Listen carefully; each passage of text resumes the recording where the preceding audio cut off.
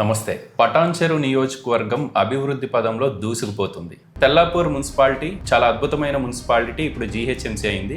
సుమారు 100 కోట్ల అవినీతి తెల్లాపూర్ మున్సిపాలిటీలో జరిగిందని చెప్పి ఒక 2 నెలల నుంచి ఆయన పోరాటాన్ని ఉధృతం చేస్తూ ఉన్నారు. ఇప్పటికే ప్రభుత్వ ఉన్నతాధికారుల దృష్టికి, మంత్రుల దృష్టికి ఈ విషయాన్ని తీసుకువెళ్లే ప్రయత్నం చేస్తూ ఉన్నారు. మనతో పాటు తెలంగాణ హైకోర్టు అడ్వకేట్ కృష్ణ గారు ఉన్నారు. మనం మాట్లాడే ప్రయత్నం చేద్దాం. శివకృష్ణ గారు ఖచ్చితంగా దీని మీద పోరాటాన్ని నేను ఆపను అని చెప్తూ ఉన్నారు. మాట్లాడు శివకృష్ణ గారు. నమస్తే. నమస్తేనా. మీరు ఒక ప్రధాన ఆరోపణ అధికారుల మీద చేస్తూ ఉన్నారు. తెల్లాపూర్ మున్సిపాలిటీలో 100 కోట్ల అవినీతి జరిగిందనేది మీ ఆరోపణ. అవునన్నా. 100 కోట్ల అవినీతి జరగటానికి ఆస్కారం ఉన్న మున్సిపాలిటీ అయినా అది? డెఫినెట్గానా. ఇప్పుడు గత 2 నెలల నుంచి కూడా నేను అదే చెప్తున్నాను. తెల్లాపూర్ మున్సిపాలిటీ పరిధిలో 100 కోట్ల ప్రజాధనం అనేది దుర్వినియోగం జరిగిందని నేను గత 2-3 నెలల నుంచి కూడా చెప్తున్నాను. డిఫరెంట్ ప్లాట్ఫామ్స్లో నేను రిప్రజెంటేషన్ కూడా ఇచ్చున్నాను.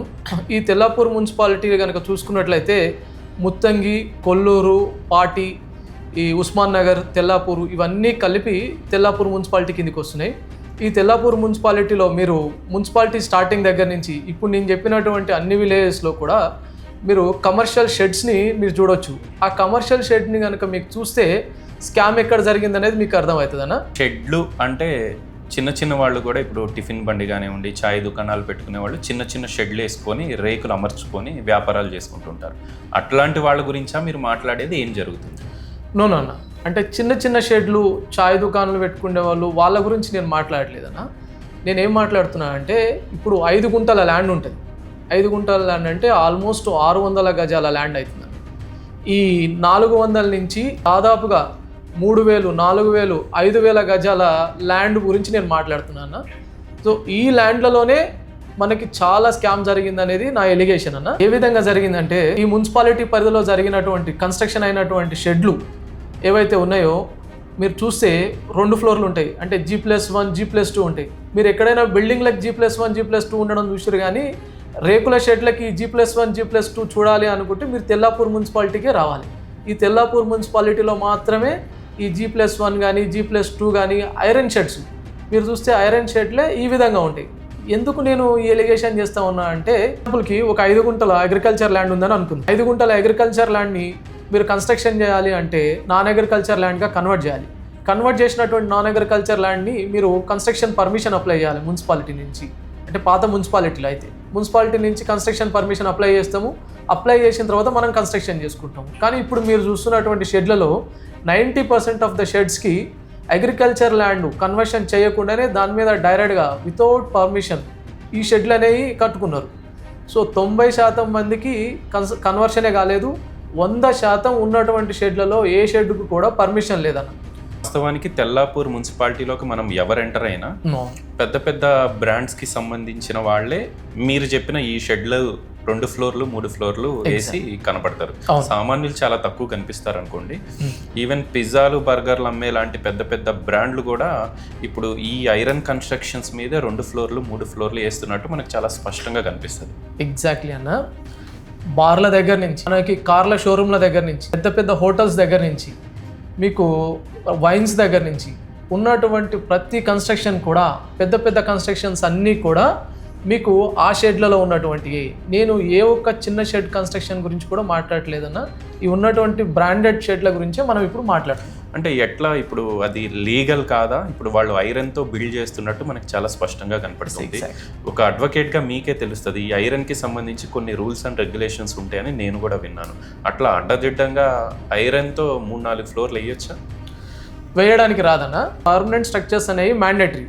మున్సిపాలిటీలో కానీ జిహెచ్ఎంసీలో కానీ ఎక్కడైనా సరే ఈ టెంపరీ స్ట్రక్చర్స్కి పర్మిషన్ అనేదే లేదు మన దగ్గర. టెంపరీ స్ట్రక్చర్స్ వేయాలి అంటే దానికి సపరేటు రూల్స్ ఉన్నాయి. సో అవి ఎవరు కూడా వీళ్ళు ఫాలో అవ్వట్లేదన్న. ఫాలో అవ్వకుండా ఈ పెద్ద పెద్ద షెడ్లని ఇష్టారాజ్యంగా కట్టుకుంటున్నారు. అండ్ నాకు ఒక డౌట్ వచ్చింది. ఇప్పుడు హఫీజ్పేట్ కనుక మనం వెళ్తే ఎగ్జాక్ట్లీ ఒక జెన్పాక్ట్ అని ఒక పెద్ద బిల్డింగ్ మనకు కనిపిస్తుంది. అదంతా ఐరన్ కన్స్ట్రక్షనే ఉంటుంది. దగ్గర దగ్గర 7-8 ఫ్లోర్లు ఉన్నట్టుంది బహుశా. ఇప్పుడు అట్లా కన్స్ట్రక్షన్లు తెల్లాపూర్లో కూడా జరుగుతూ ఉన్నాయి. ఎగ్జాక్ట్లీ. ఏంటి ఈ రెండింటికి మధ్య డిఫరెన్స్? రెండింటికి మధ్య డిఫరెన్స్ ఏంటంటేనా, మంచి క్వశ్చన్ అడిగారన్నా. ఇప్పుడు మనకు హఫీజ్పేట దగ్గర జరిగినటువంటి జన్పాక్ బిల్డింగ్ కన్స్ట్రక్షన్ వేరు, ఇవి వేరు. మీరు ఆ విధమైనటువంటి స్ట్రక్చర్ కనుక రైజ్ చేయాలి అంటే ఫస్టే మీరు ఏ విధమైన కన్స్ట్రక్షన్ చేయాలో బ్లూ ప్రింట్ ఏదైతే ఉందో దాన్ని జిహెచ్ఎంసీకి సబ్మిట్ చేయాలి. సబ్మిట్ చేసి దాన్ని అప్రూవల్ తీసుకోవాలి. వాళ్ళు ఐరన్ దగ్గర నుంచి, ల్యాండ్ స్ట్రక్చర్ దగ్గర నుంచి, మీరు వదిలేటువంటి సెట్ బ్యాక్స్ దగ్గర నుంచి ప్రతిదీ మనకి గవర్నమెంట్ అథారిటీస్ వచ్చి వెరిఫై చేసుకున్నాక మాత్రమే వాటికి పర్మిషన్ ఇస్తాయి. మీరు ఇప్పుడు నేను చెప్తున్నటువంటి షెడ్లకు కనుక చూసుకుంటే వీళ్ళు ఎవరు అప్రూవల్ తీసుకున్న వాళ్ళు కాదు. వాళ్ళు ఏ ఐరన్ వాడుతున్నారు, ఏ స్ట్రక్చర్ యూజ్ చేస్తున్నారు, ఏ సెట్ బ్యాక్లో వదులుతున్నారు, ల్యాండ్ ఏ విధంగా ఉన్నదని ఎలాంటి పర్మిషన్ కూడా తీసుకోలేదు. అందులో నుంచి నేను చెప్తున్నాను కదా, 90% అగ్రికల్చర్ ల్యాండ్ నుంచి నాన్ అగ్రికల్చర్ ల్యాండ్కి కన్వర్షనే కాలేదు. ఇంకా కన్స్ట్రక్షన్ పర్మిషన్ అనేది చాలా దూరం అన్న. అండ్ మీరు చెప్పిన దాన్ని బట్టి చూస్తే ఈ ఐరన్ ఏదైతే ఈ షెడ్లకు వాడతారో అది కూడా ఇప్పుడు ఈ తెల్లాపూర్లో ఎవరైతే ఈ ఐరన్ షెడ్లు వేస్తూ ఉన్నారో 2 ఫ్లోర్లు 3 ఫ్లోర్లు, దాని క్వాలిటీ కూడా చాలా ఇంపార్టెంట్. పొరపాటున ఏదన్నా పెద్ద తుఫానో గాలో వస్తే ఎగిరై జనాల మీద పడితే జనాల ప్రాణాలు హరే కదా. 100% అన్న. ఇప్పుడు మున్సిపాలిటీలో కానివ్వండి, జిహెచ్ఎంసీలో కానీ ఎక్కడ కూడా ఈ టెంపరీ స్ట్రక్చర్స్ వేయడానికి అవకాశమే లేదు. పర్మనెంట్ స్ట్రక్చర్స్కి మాత్రమే అవకాశం ఉంది. ఒకవేళ ఇట్లాంటి టెంపరీ స్ట్రక్చర్స్ వేయాలి అంటే మీరు ప్రాపర్ పర్మిషన్ ఆబ్టైన్ చేయాలి. మీరు అన్న విధంగా వాళ్ళ దగ్గర నుంచి, అంటే మీరు ఏ ఐరన్ యూజ్ చేస్తున్నారు, దాని క్వాలిటీ ఎంత ఉంది, అంటే ఏ కైండ్ ఆఫ్ ఐరన్ యూజ్ చేస్తున్నారు, స్ట్రక్చర్ ఏంది అనేటువంటి కంప్లీట్గా దానికి సంబంధించి ప్రతి దాన్ని కూడా ప్రూఫ్ సబ్మిట్ చేయాలి గవర్నమెంట్కి. గవర్నమెంట్ నుంచి అప్రూవల్ తీసుకున్నాక మాత్రమే సాధ్యమవుతుంది. మీరు ఆ విధంగా చేయాలి అంటే ఫస్ట్ ల్యాండ్ కన్వర్షన్ చేసి ఉండాలి కదా. అక్కడ ఎవరిది కూడా ల్యాండ్ కన్వర్షనే కాలేదన్న. సో దీనికి సంబంధించి డీటెయిల్డ్ ఎక్స్ప్లెనేషన్ ఇస్తే బాగుంటుంది అనేది నా అభిప్రాయం. ఇందాక చెప్పిన పాయింట్స్ ఏవైతే ఉన్నాయో అవి ఇక్కడికి వచ్చిన తర్వాత చాలా క్లియర్గా కనిపిస్తున్నాయి. ఒక వ్యక్తి తన బిజినెస్ చేయాలంటే ఏమేం పర్మిషన్ తీసుకోవాలి, అసలు ఆ ప్రాసెస్ ఎట్లా ఉంటుంది అనేది ఒకసారి ఎక్స్ప్లెయిన్ చేయండి. ఫస్ట్ ఏంటంటేనా, మనం ల్యాండ్ కన్వర్షన్ అనేది చేసుకోవాలి. Agriculture land converted into non agriculture land. First non agriculture ల్యాండ్గా కన్వర్ట్ చేసిన తర్వాతనే మీరు ఏ పర్మిషన్ అయినా తీసుకోవడానికి ఎలిజిబిలిటీ వస్తుంది. Whether it is a commercial or residential అనేది, అంటే that is up to the land. ఓకేనా? అయితే ఎగ్జాంపుల్కి ఇప్పటి వరకు మనం మాట్లాడుకున్నటువంటి ఈ ప్రజాధన దుర్వినియోగం గురించి ఏ విధంగా జరిగింది అనేది నేను మీకు షార్ట్గా ఎక్స్ప్లెయిన్ చేస్తాను. ఓకేనా? ఇప్పుడు ల్యాండ్ కన్వర్షన్, మనం అగ్రికల్చర్ ల్యాండ్ ఎగ్జాంపుల్కి మీకు ఒక 5 గుంటాస్ ఆఫ్ ల్యాండ్ ఉందని అనుకుందాం అన్న. 5 గుంటాస్ ఆఫ్ ల్యాండ్ని కన్వర్షన్ చేశారనుకోండి నాన్ అగ్రికల్చర్ ల్యాండ్గా. ఇప్పుడు మన దగ్గర ఉన్నటువంటి వాల్యూని బట్టి 3 lakhs రూపీస్ కాస్ట్ అయ్యేటువంటి అవకాశం ఉంది. ఇప్పుడు మీరు 3 లక్షల రూపాయలు గవర్నమెంట్కి పే చేసిన తర్వాత ల్యాండ్ కన్వర్షన్ అవుతుందన్న. Agriculture land converted into non agriculture land అవుతుంది. నాన్ అగ్రికల్చర్ ల్యాండ్గా కన్వర్ట్ చేసిన తర్వాత ఎగ్జాంపుల్కి 5 గుంటల ల్యాండ్ అంటే అప్పుడు 600 గజాల ల్యాండ్ అవుతుంది. 600 గజాల ల్యాండ్ని మీరు రెసిడెన్షియల్ అపార్ట్మెంట్ పర్మిషన్కి వెళ్ళారు అనుకోండి, అప్పుడు మీకు విత్ 14% ఆఫ్ ది LRSతో కలిపి మీకు ఒక 25 lakhs వరకు ఎక్స్పెండిచర్ అయ్యేటువంటి అవకాశం ఉందన్న. ఇప్పుడు 25 lakhs రూపీస్ మీరు పర్మిషన్ తీసుకుంటే it is only for the residential apartment permission. ఈ 3 lakhs రూపీస్ అనేది మనకి ల్యాండ్ కన్వర్షన్కి, ఇక్కడికి మనకు 28 lakhs అవుతుంది. When it come for the commercial permission, మీరు కమర్షియల్ పర్మిషన్ తీసుకోవాలి అంటే పాత మున్సిపాలిటీ లెక్క ప్రకారము మీరు హెచ్ఎండిఏకి వెళ్ళాలి. హెచ్ఎండిఏకి వెళ్ళి మీరు 600 గజాల్లో ఇట్లా నేను కమర్షియల్ యాక్టివిటీ చేయాలనుకున్నాను మీరు బ్లూ ప్రింట్ ఇచ్చేసారు అనుకోండి, అప్పుడు దీని వాల్యూ అనేది ఆటోమేటిక్గా పెరుగుతుందన్న. ఎగ్జాంపుల్ ఐఎమ్ టెలింగ్ యూ, ఇప్పుడు ఇది 25 lakhs అయింది కదా, ఇది ఒక 35 lakhs అయిందని అనుకుందాం. ఇప్పుడు పర్మిషన్కి ఓ 35 lakhs అవుతుంది, ఇక్కడ ఒక 3 lakhs రూపీస్ అవుతుంది, టోటల్గా 38 lakhs రూపీస్ అవుతుంది. అంటే ఆన్ యావరేజ్గా మీకు 40 lakhs రూపీస్ అవుతుందని అనుకుందాం. కమర్షియల్ బిల్డింగ్ కనుక కన్స్ట్రక్షన్ చేసుకుంటే దీంట్లో 600 గజాల్లో మీకు 40 లక్షల రూపాయలు మీరు గవర్నమెంట్కి పే చేయాల్సి ఉంటారు. ఈ 40 lakhs రూపీస్ మీరు గవర్నమెంట్కి పే చేసిన తర్వాత ఇప్పుడు ట్యాక్స్, కమర్షియల్ ట్యాక్స్ పే చేయాల్సి వస్తారు. దాని తర్వాత వాటర్ బిల్ కమర్షియల్ అవుతుంది, ఎలక్ట్రిసిటీ బిల్ కమర్షియల్ అవుతుంది. ఇవన్నీ కూడా గవర్నమెంట్కి వచ్చేటువంటి ఆదాయాలు. ఇప్పుడు ఈ 40 లక్షల రూపాయలు మీరు కట్టారు అనుకోండి, ఈ కమర్షియల్ ట్యాక్స్ మీరు గవర్నమెంట్కి పే చేయాల్సి వస్తుంది. ఈ వాటర్ బిల్ కూడా commercial water bill, commercial quantity వేరుంటుంది, రెసిడెన్షియల్ క్వాంటిటీ వేరుంటుంది. ఎలక్ట్రిసిటీ బిల్ కూడా సేమ్. ఇవన్నీ కూడా మీరు కమర్షియల్ పే చేసుకొస్తే ఆన్ యావరేజ్గా అంటే ఇనిషియల్ స్టేజ్లో 45 lakhs గవర్నమెంట్కి బెనిఫిట్ అయ్యేటువంటి అవకాశం ఉంది. ఎవ్రీ ఇయర్ ఈ ట్యాక్సెస్ అనేవి రెగ్యులర్గా కమర్షియల్ వేలో మీరు గవర్నమెంట్కి పే చేస్తారు. ఎగ్జాంపుల్కి ఇప్పుడు మీకు ఇక్కడ 40 లక్షలు నేను మీకు చెప్పినా కదన్నా, మీరు తెల్లాపూర్ మున్సిపాలిటీ పరిధిలో మీకు వెల్మెల కావచ్చు, కొల్లూరు కావచ్చు, ఉస్మాన్ నగర్ కావచ్చు, ముత్తంగి కావచ్చు, ఇవన్నీ కూడా కలిపి దాదాపుగా 380 షెడ్లు ఉన్నాయన్న, కమర్షియల్ షెడ్లు. అక్షరాల 380 కమర్షియల్ షెడ్లు వస్తాయి మీకు. 380 కమర్షియల్ షెడ్స్ మీరు ఇంటూ 40 lakhs రూపీస్ వేసుకోండి అన్న. 40 lakhs కనుక వేసుకున్నారనుకోండి, ఇక మీరు లెక్క పెట్టుకోండి ఆ అమౌంట్ ఎక్కడికి వెళ్తుంది అనేది. అంటే ఇట్స్ మోర్ దెన్ 100 crores. అంటే just I'm telling that it is 100 crores. ఇప్పుడు మీరు ప్రాపర్గా లెక్క పెడితే ఇట్స్ మోర్ దెన్ 100 crores అన్న. అండ్ శివ గారు ఒక డౌట్, అన్ని పే చేయకుండా ఎవరిని మేనేజ్ చేస్తూ ఉన్నారు? ఇప్పుడు ఇదే పెద్ద క్వశ్చన్ అన్న. ఇప్పుడు మనకి ఈ అమౌంట్ కనుక మనకి 40 లక్షల రూపాయలు పే చేస్తే మనకి అంటే ఇప్పుడు మనకి ప్రజాధనం అనేది జనరేట్ అవుతుంది. 40 lakhs రూపీస్ మనం గవర్నమెంట్కి పే చేస్తే 40 lakhs గవర్నమెంట్ అనేది మనకి రెగ్యులర్ యాక్టివిటీస్ మీద చూపిస్తుంది. ఈ అమౌంట్ ఏది కూడా పే చేయకుండా ఉన్నటువంటి మున్సిపాలిటీలో ఉన్నటువంటి కొంతమంది గ్రీడీ ఎంప్లాయీస్ని మేనేజ్ చేసుకుని ఈ బిల్డర్లు అందరూ కూడా ఈ విధమైనటువంటి కన్స్ట్రక్షన్ చేసుకున్నారు. ఇప్పుడు తెల్లాపూర్ మున్సిపాలిటీ బిగినింగ్ నుంచి ఈ రోజు వరకు ఉన్నటువంటి అవినీతి అధికారులందరూ చేసినటువంటి అవినీతి వల్ల మనకి 100 కోట్ల రూపాయల స్కామ్ అనేది జరిగిందన్న. సో ఇప్పుడు 380 కన్స్ట్రక్షన్లు ఉంటాయని మీరు ఒక అంచనాగా చెప్తూ ఉన్నాయి. ఉన్నాయా? ఉంటాయి కదా, ఉన్నాయన్న. మనం లెక్క పెట్టినాకనే చెప్తున్నాం. 380 ఉన్నాయి. ఈ 380కి సరైన పర్మిషన్లు, ప్రభుత్వానికి కట్టాల్సిన ట్యాక్సులు కట్టలేదనేది మీ ఆరోపణ? అవును, ఎగ్జాక్ట్లీ. ఏ విధమైనటువంటి ట్యాక్సులు కూడా కట్టలేదు. అంటే ఏ ట్యాక్సులు కూడా కట్టలేదు, ఏ విధమైనటువంటి పర్మిషన్లు కూడా యూజ్ చేసుకోలేదు. కానీ కొన్ని షెడ్స్, ఈ 380లో నుంచి కొన్ని షెడ్స్ ఏం చేస్తారంటే కొన్నిటికి కన్వర్షన్ ఉన్నాయి. నేను ఇంతకుముందు మీకు చెప్పినా కదా, 90%కి లేదు, 10%కి ఉంది. ఆ 10% కూడా కన్వర్షన్ చేసుకుంటారు. దాని తర్వాత ఏం చేసుకుంటారు, G+2 హౌస్ కన్స్ట్రక్షన్ చేసుకుంటామని రెసిడెన్షియల్ పర్మిషన్ తీసుకుంటారు. రెసిడెన్షియల్ పర్మిషన్ తీసుకుంటే ఇప్పుడు మనకి బ్లూ ప్రింట్లో G+2 కట్టుకుంటా అని చెప్పి ఒక హౌస్ కన్స్ట్రక్షన్ పర్మిషన్ తీసుకున్నాడు. కానీ అక్కడ ఎట్లాంటి రెసిడెన్షియల్ యాక్టివిటీ కానీ రెసిడెన్షియల్ హౌస్ కానీ కన్స్ట్రక్షన్ చేయడు, ఓన్లీ కమర్షియల్ షెడ్డే కడతాడు.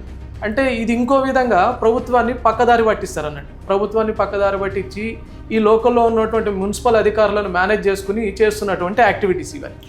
అండ్ మీరు అన్నట్టు ఈ 40 లక్షల రూపాయలు ప్రభుత్వానికి కట్టకుండా మున్సిపల్ అధికారులకి మామూలు ఇచ్చేసి అడ్డదిడ్డంగా కన్స్ట్రక్షన్లు చేసుకొని 100 కోట్ల బిజినెస్ చేసుకుంటూ ఉన్నాడు ఆ బడాబాబు. ఎగ్జాక్ట్ కదా, అంతే అండి, 100% రైటు.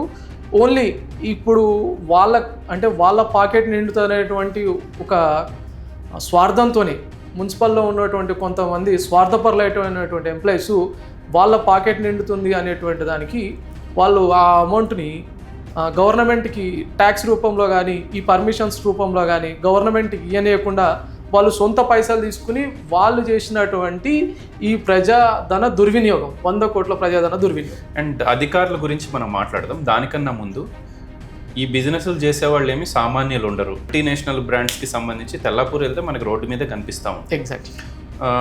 కొన్ని రెస్టారెంట్లు ఉన్నాయి. ఆ రెస్టారెంట్లో కనీసం మన వాటర్ బాటిల్ని కూడా వాడు తీసుకెళ్ళనివాడు. సినిమా హాల్లో కూడా అదే పరిస్థితి. ఎగ్జాక్ట్లీ. అంటే ఇంత బిజినెస్ చేసుకుంటూ ఉన్నారు, విపరీతమైన రేట్లతో అమ్ముతారు, వాళ్ళని మనం ఎవరూ ప్రశ్నించము. కానీ ప్రభుత్వానికి ఇంత సొమ్ము ఎగ్గొడుతున్నారంటే ఆశ్చర్యం అనిపిస్తుంది అన్న. అంటే నేనేమంటానంటే అన్న, వాళ్ళు ఎవరైనా సరే, వాళ్ళు మన తెలంగాణ వాళ్ళు కావచ్చు, ఎవరైనా ఏ స్టేట్ వాళ్ళైనా కావచ్చు, ఇంటర్నేషనల్ అయినా కావచ్చు, ప్రతి ఒక్కరు కూడా గవర్నమెంట్కి సంబంధించినటువంటి రూల్స్ అండ్ రెగ్యులేషన్స్ ఫాలో అవ్వవలసిందే, ఫాలో అయ్యే కన్స్ట్రక్షన్ చేసుకోవాల్సిందే. అది కన్స్ట్రక్షన్ కావచ్చు, ఎలాంటి యాక్టివిటీ అయినా సరే ప్రతి ఒక్కరు కూడా చేసుకోవాల్సిందే. ఒక్క చిన్న ఎగ్జాంపుల్ చెప్తాను. అంటే ఇప్పుడు నేను మీకు ఓన్లీ 5 గుంటాస్ గురించి చెప్పినాను కదా.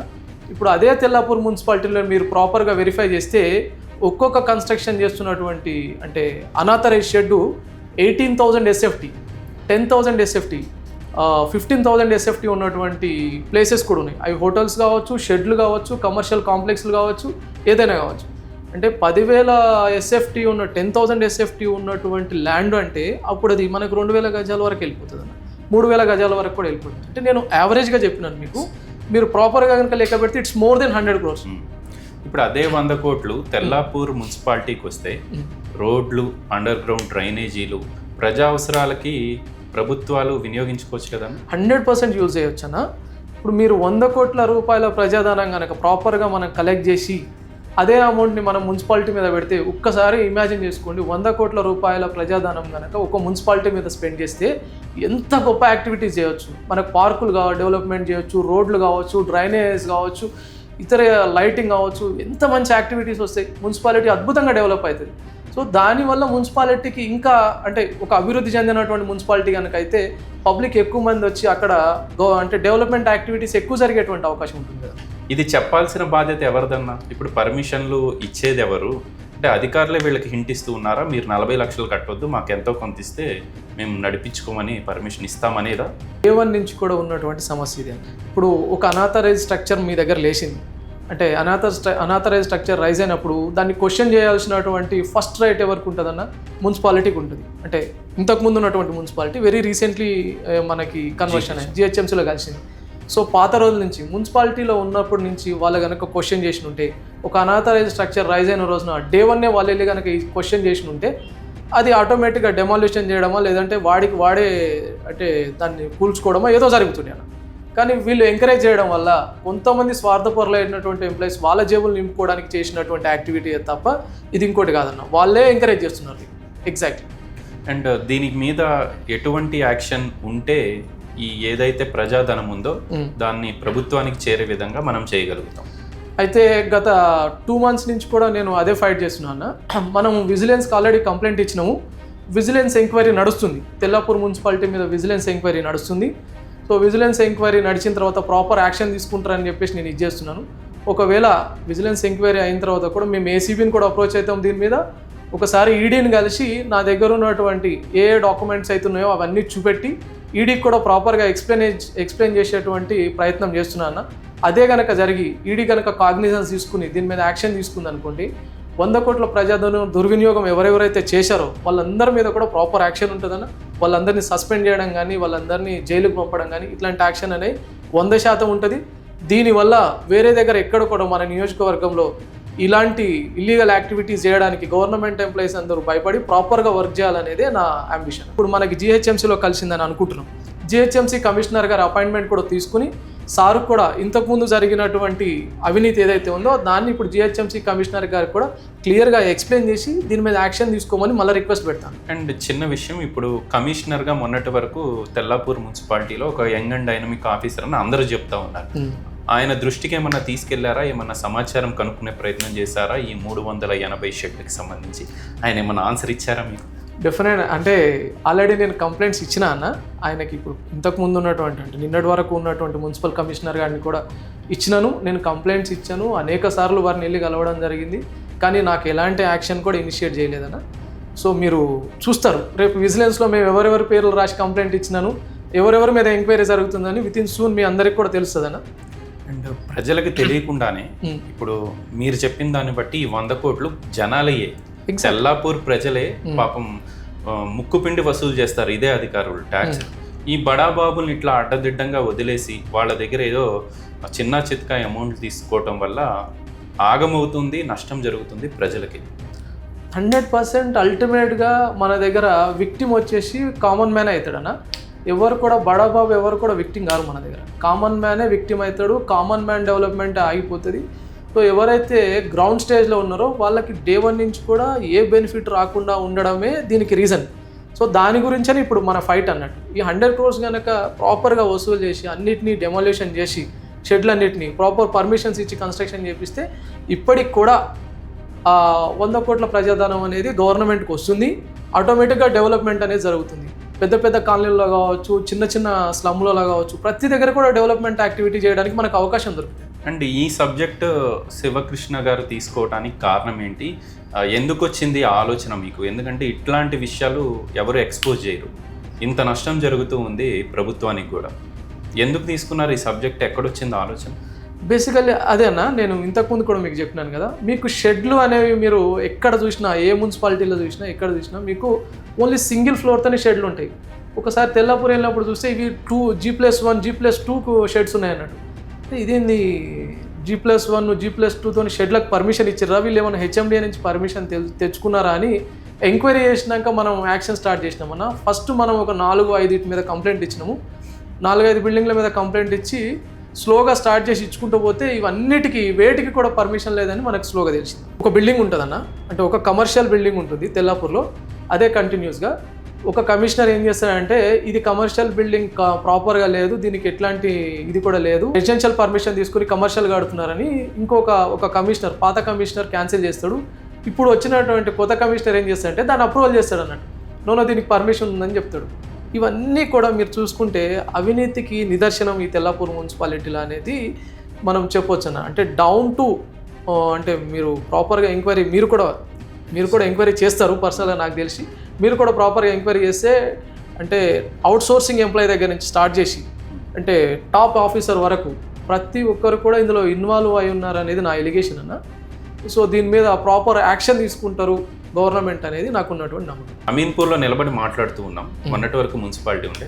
ఈ అవినీతి జాడ్యం అమీన్పూర్ మున్సిపాలిటీలో కూడా బాగా ఉందని చెప్పి వందల మంది మాతో డైరెక్ట్గా చెప్తూ ఉంటారు.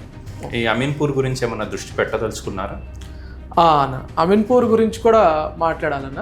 ఇప్పుడు ప్రజెంట్ అమీన్పూర్ గురించి మేము మా టీం అంతా వర్క్ చేస్తూ ఉన్నాం. అమీన్పూర్ మున్సిపాలిటీ గురించి విత్ ఇన్ సూన్ అందులో ఉన్నటువంటి ఆధారాలతో పాటు మేము ముందుకు వస్తామన్నా. అంటే ఎంతవరకు జరిగింది, ఏమేమి అంటే ఇల్లీగల్ యాక్టివిటీస్, అనాథరైజ్డ్ యాక్టివిటీస్ జరిగినాయి అనేటువంటి దాని గురించి అతి త్వరలోనే మళ్ళీ మిమ్మల్ని కాల్ చేసి అన్న ఈ విధమైనటువంటి ఆధారాలు ఉన్నాయి మా దగ్గర, మేము పలానా అంటే అఫీషియల్స్ మేము కలుస్తున్నామని మళ్ళీ మీకు తొందరలోనే. ఎందుకంటే శివ గారు అమీన్పూర్ గురించి మిమ్మల్ని అడగడానికి కారణం ఏంటంటే హైడ్రా తన పని తాను చేస్తున్నప్పుడు హైడ్రా అధికారులను కూడా తప్పుదోవ పట్టించిన ఎంఆర్ఓలను స్వయాన హైకోర్టు జడ్జిలే చివాట్లు పెట్టిన ఘటనలు అమీన్పూర్లో మనం చూసాం.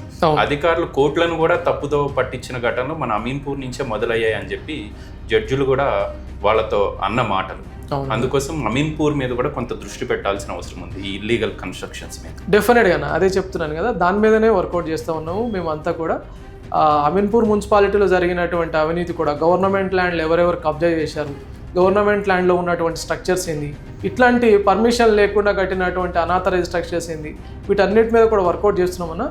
తొందరలోనే మా దగ్గరికి అన్ని ఆధారాలు వచ్చినాక మిమ్మల్ని కలిసి అన్న ఈ విధమైనటువంటి ఆధారాలు వచ్చినాయి, మేము వీళ్ళని అప్రోచ్ అవుతున్నాము, అంటే విజిలెన్స్నా ఏసీబీనా ఎవరిని అప్రోచ్ అవుతున్నాం అనేది ఫర్దర్గా నేను మీకు ఇన్ఫర్మేషన్ ఇస్తాను. ఫైనల్గా ఇప్పుడు ఈ 380 కన్స్ట్రక్షన్ల గురించి మీరు లెక్కలతో సహా చెప్తూ ఉన్నారు. ఎగ్జాక్ట్లీ 100 కోట్ల అవినీతి తెల్లాపూర్లో జరిగిందని చెప్తూ ఉన్నారు. ప్రధాన కారణం అధికారులు అయితే, రెండవ కారణం ఎవరైతే ఈ బడా వ్యాపారాలు చేస్తూ ఉన్నారో బిల్డర్లు అనుకోవచ్చు, బడా బాబులు అనుకోవచ్చు, వాళ్ళకి పొలిటికల్ ఇన్ఫ్లుయెన్స్ ఉంటుంది. ఈరోజు రేపు ఓపెన్ సీక్రెట్ పొలిటికల్ లీడర్స్ చాలామంది బిల్డర్లు ఉన్నారు. ఏమన్నా థ్రెట్స్ వచ్చే అవకాశం ఉంది, కొంచెం జాగ్రత్తగా ఉండాల్సిన అవసరం ఉంది కదా శివ గారు? అంటే ఈ పొలిటీషియన్స్ కావచ్చు ఎవరైనా ఉండనివ్వండి దాని వెనుక, అంటే చట్టాన్ని ముందు ఎవ్వరు కూడా అతిథులు గారనా. సో నేను ఏదైతే ఫైట్ చేస్తున్నానో అంటే బియాండ్ ది లా ఫైట్ చేస్తలేను, లాలో ఉన్నటువంటి చట్ట ప్రకారంగానే నేను ఫైట్ చేస్తూ ఉన్నాను. సో చట్టానికి ఎవరు కూడా అతీతులు గారు, అది పొలిటీషియన్ కావచ్చు, లీడర్ కావచ్చు, లేదంటే గవర్నమెంట్ ఎంప్లాయీ కావచ్చు, ఎవరైనా కావచ్చు. నాకున్నటువంటి మన కాన్స్టిట్యూషన్ మీద కావచ్చు, మన లా మీద కావచ్చు, ఉన్నటువంటి గవర్నమెంట్ స్ట్రక్చర్ మీద కావచ్చు, నాకున్నటువంటి కాన్ఫిడెన్స్తో నేను వెళ్తున్నాను. డెఫినెట్గా దీంట్లో నాకు న్యాయం జరుగుతుంది, అంటే ప్రజలకు న్యాయం జరుగుతుంది అనేటువంటి నమ్మకంతో నేను వెళ్తున్నా. ఇందులో ఎలాంటి డౌట్ కూడా లేదు. ఖచ్చితంగా ఈ విషయాల మీద, ఈ తెల్లాపూర్లో జరిగిన అవినీతి మీద మీరు ఖచ్చితంగా ఈడీని కూడా అప్రోచ్ అవ్వబోతూ ఉన్నారు. డెఫినెట్గా 100%. Not only on Tellapur municipality, ఇక్కడ ఉన్నటువంటి 2-3 మున్సిపాలిటీలు, ఇప్పుడు మీరు చెప్పిన విధంగానే 2-3 మున్సిపాలిటీల మీద, అమీన్పూర్ మీద కావచ్చు, తెల్లాపూర్ మీద కావచ్చు, ప్రాపర్ ఎవిడెన్సెస్ అమీన్పూర్ మీద వచ్చినాక డెఫినెట్గా నేను వెళ్ళి ఈడీని కలుస్తాను. నా దగ్గర ఉన్నటువంటి డాక్యుమెంట్స్ అన్ని షో చేస్తాను, ఈడీ రైట్ చేయమని చెప్పేసి నేను రిక్వెస్ట్ చేస్తాను. దానివల్ల అవినీతి అధికారులు అందరూ కూడా సస్పెండ్ అవుతారు. నెక్స్ట్ టైం వచ్చేటువంటి అధికారులకి ఒక భయం అనేది ఉంటుందన్న, ఇక్కడ అవినీతి చేయకుండా ప్రాపర్గా పనిచేయాలనేటువంటిదే మా అందరి ఆశ. Right, thank you very much Shiva గారు. ఎందుకంటే ఇట్లాంటి అంశాల మీదే బాధ్యత గల పౌరులుగా మనం అందరం కొట్లాడాల్సిన అవసరం ఉంది. ఖచ్చితంగా మీరు అన్నట్టు తెల్లాపూర్ మున్సిపల్ అధికారుల మీద చర్యలు తీసుకునే వరకు ప్రభుత్వం మన పోరాటం ఉండాలని చెప్పి న్యూస్ 16 డెఫినెట్గా అన్న, అందులో గివ్ అప్ ఇచ్చేది ఏం లేదు. Thank you so much for your time అన్న. Thank you.